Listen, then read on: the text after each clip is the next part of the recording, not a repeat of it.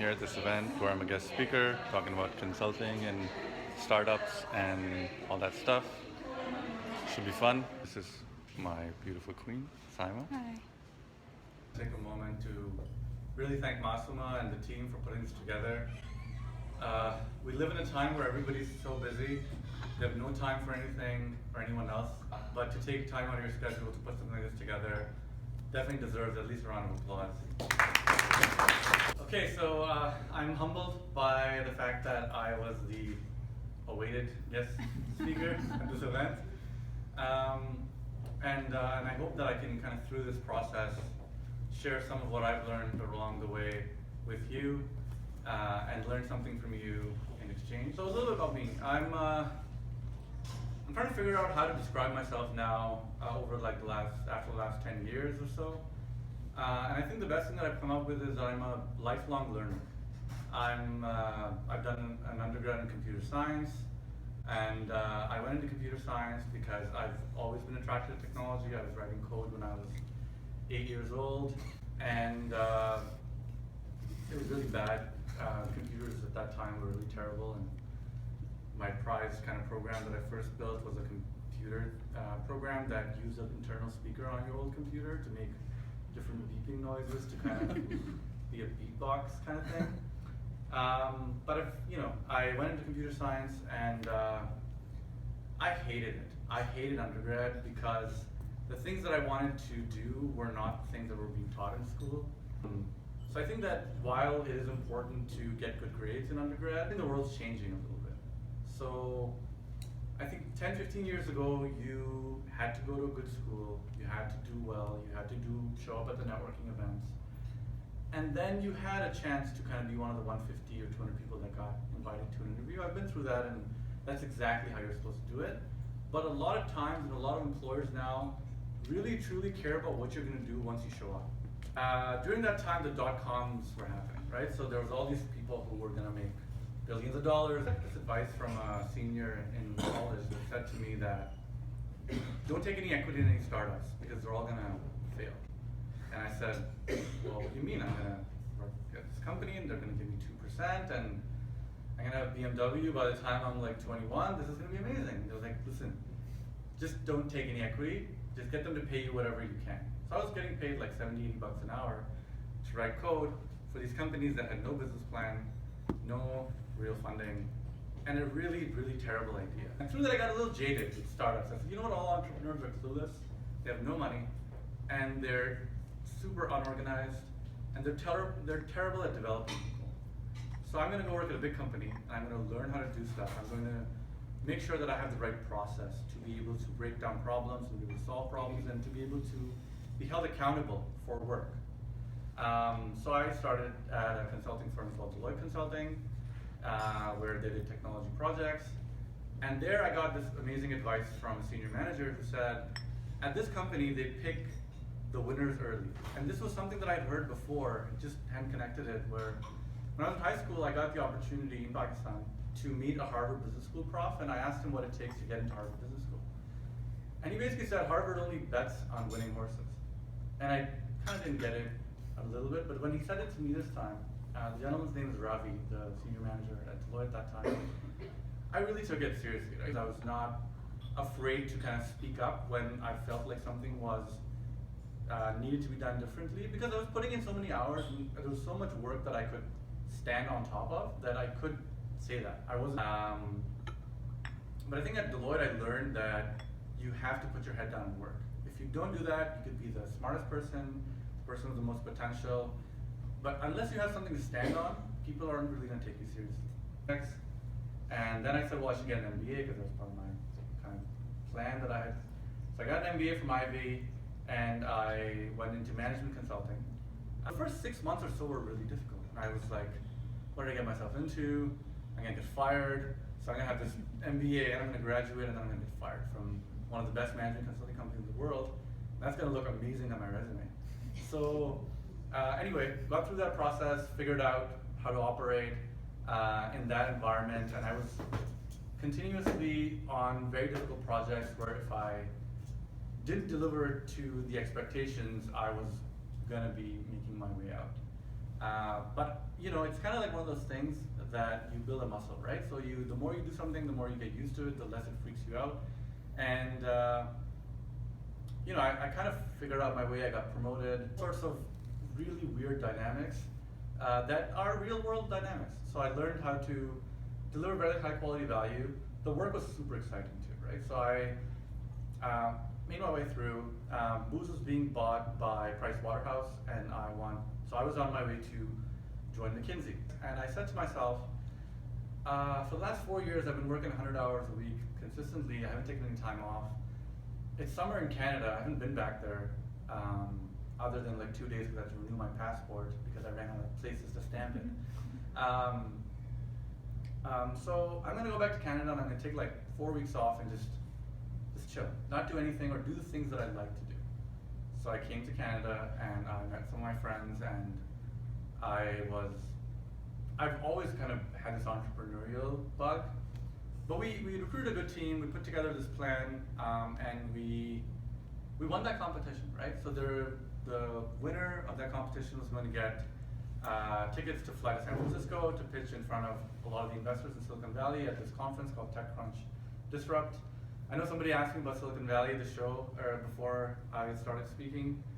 I have watched it now because a lot of people have told me to watch it. I'll talk about that later. So I said, okay, well, I've got this opportunity where I've got 3 months to summer in Canada. The summer in Dubai is horrible. Like, it is kind of like what hell is going to be like. When I get there. But I said, okay, I have 3 months. This is probably the only time in my career where I can still maybe do this. I mean, I've got a 2-year-old, and he's gonna need to go to school, and we'll have to figure out what school he should go to, and there's all these family responsibilities that are coming. So I'm gonna do it. I'm gonna take a summer off, and I'm gonna build this project, and I'll see where it goes. And so I went back to the partner at McKinsey, and I said, hey, you know what? I'm gonna go start a company. So I'm sorry, can I extend this to like September? And he said, yeah, sure, of course you can. And you know what? We hope you never come back.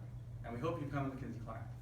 And that was amazing. And it kind of speaks to the reason why they're the Rolls-Royce of management consulting. The 3 months was very interesting because it gave me enough confidence to think that there was an opportunity here, and it wasn't as scary as I thought it was when I had the job at Booz and all that stuff.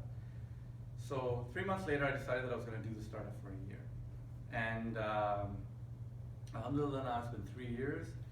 We've raised some money. We've got a whole bunch of A-list companies that we can call customers, and they allow us to call them their customers. And it's so much more difficult than anything that I had imagined it to be. Because I think that, and part of me has made this process a little harder because I didn't want to go out and, with all due respect to people who build like another food delivery app or another menu pages for a restaurant app, I think there's power to them.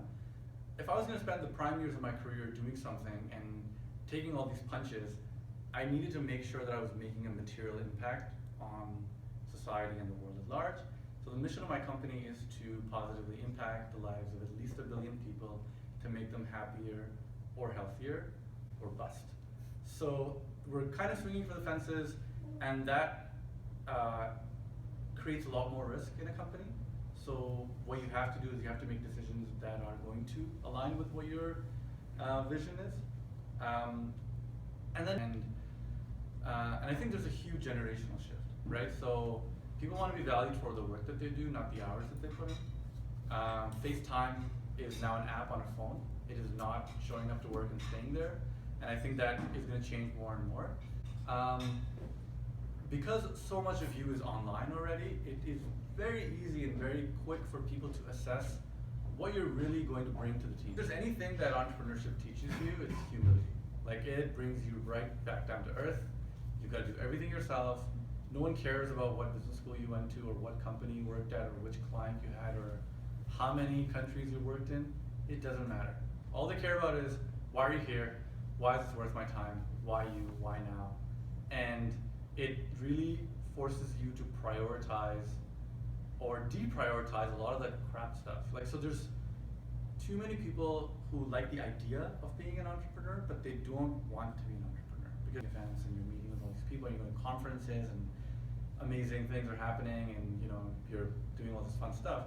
The hard part is that you've got to keep the lights on. You've got to pay people's salaries. You've got to throw out the garbage. That's 16 people that all demand, that all believe in you because that's why they're working at your company, or they're investing in your company, or they're in a governance role at your company.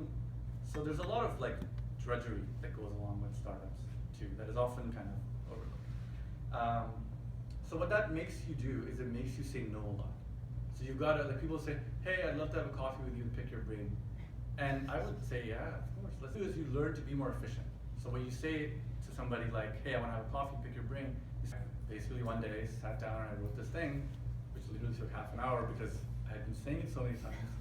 And I put it up on my LinkedIn. And now when somebody who's a consultant, so they work at McKinsey, BCG, Bain, Booz, or other, say, hey, I want to talk to you, I just reply to them with that LinkedIn post. And they're like, thank you. That's what I wanted.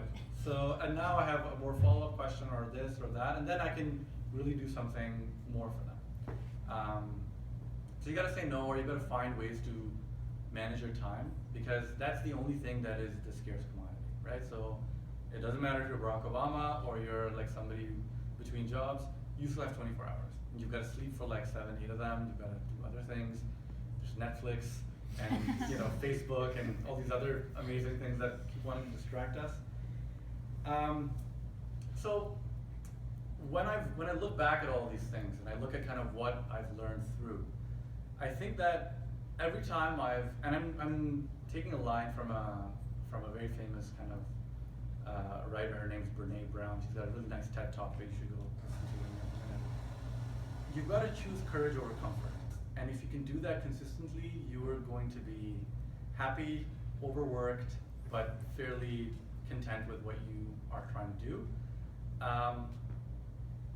But I also don't want you to quit your job. A lot of times people first start a company and then they figure out what they're going to do. I started a 3-month project. So I said, I'm going to take a 3-month project. I'm not going to completely throw my career out the window. And I'm going to see how it is, right? So a lot of times you don't need to quit your job and start a company to test what you are trying to test. It's a project, not a company. Until it becomes a company, don't force it to be one. So, and I'm a numbers guy, I love math, and numbers don't lie, right? So if you've got a product or an idea that you think is revolutionary, ask 10 people about it and see objectively what they say, or whether they get it or they don't. If they don't get it, you're either not telling it to them to the way that it needs to be told, or it's a bad idea. Like, you can even do it with 5 people. So don't waste your precious time. Before I started a company, I thought the idea was like everything, right? I thought people come up with some great idea like Facebook, and then they go launch this company and they become super successful. Or like they come up with an idea of sending taxis to people with their mobile phone, and it's so simple, right? Like, why did I come up with this idea? Because, and what I've learned over time is that ideas are worthless, generally. So I say that generally because some ideas are really game-changing and they're phenomenal. But most ideas people have already had. So the only difference between the people that make it and the people that don't are the ones that execute upon them. So there was so much that was said, and I think it was great words about, it's about persistence. It's about kind of showing up every day, doing that, whatever you need to do to build whatever it is that you're trying to do.